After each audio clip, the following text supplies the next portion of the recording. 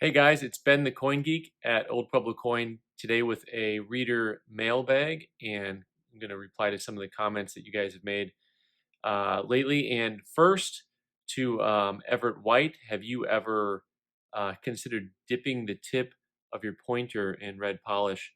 I love it when people get straight to the point. Thank you, Everett.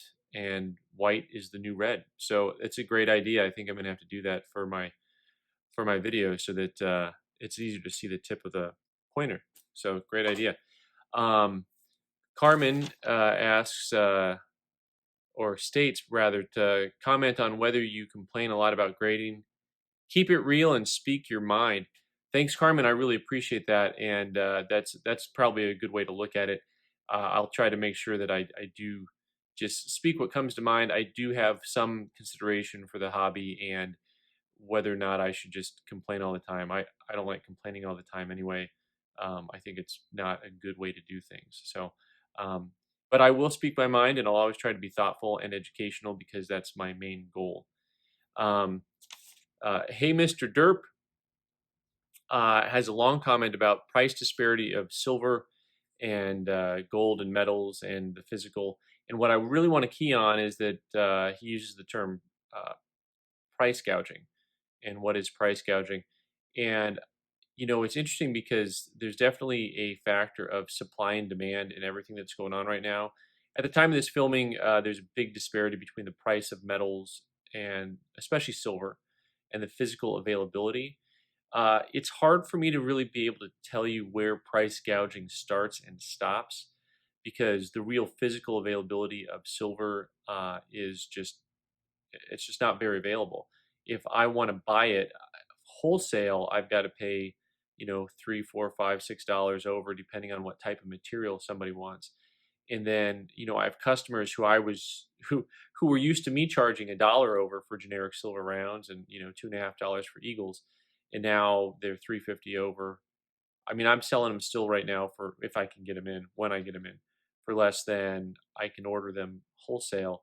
So it's kind of a tricky area because there are people who have successfully been able to buy silver and sell it, but that's only because they've bought it at a higher premium and then they're selling it at an even higher premium. If I wanted to buy silver during this pandemic period, I could have. I could have bought it wholesale. I could have paid a much higher premium and just charged my customers whatever that premium was. And we just chose to not do that. And in some regards, it's hurt business because we have not been able to serve the customers like we would like to.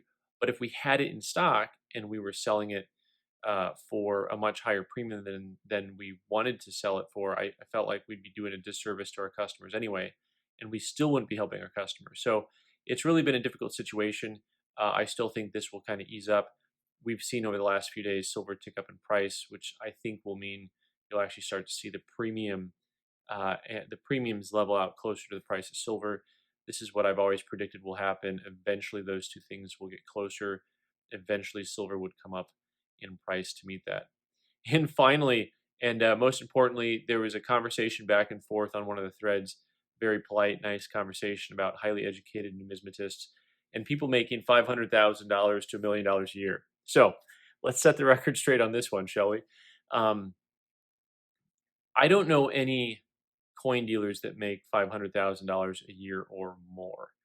Um, I will say that I probably know one or two guys that might make close to that. But the funny thing is, you wouldn't know who they are. They are not national name brands. They do not deal in rare coins.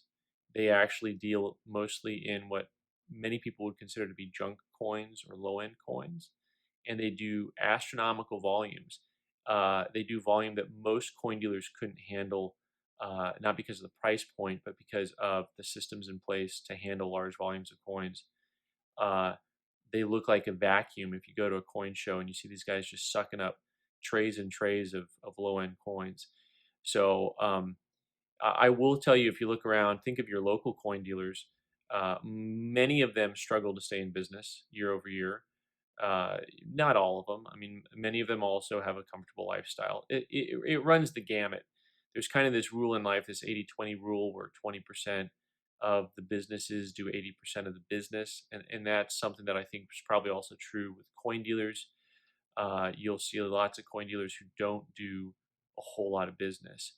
Um, and now, now you've got a whole new breed of guys coming online, literally online, who are popping up on YouTube, who I think probably make more money on YouTube than they do in their day-to-day business. Now, I could be wrong about that, but I think once you get a large enough following, you will start to naturally change your focus towards um, clicks and getting information, getting eyeballs really, and getting views, because that's your revenue source. And my goal here is to make sure that we're still about entertainment, and that has always been the thrust of what I do. And you'll see that on my header at the beginning of my opening YouTube page if you ever click on that. Education is why I'm here, and I don't expect this to ever really replace my income unless it is through the lens of actual education. So anyway, I love the hobby, and I hope, well, if you're watching this, you probably love the hobby too, right? I mean, it's not like you really want to watch like do it yourself videos and then you're like, oh, I'm gonna watch the Coin Geek now because I don't like coins. That doesn't make any sense. So anyways, thanks so much for watching. Please subscribe by clicking on the button in the right side, whichever corner is up here. On the right side of the screen, you're gonna watch more videos. All right, thanks.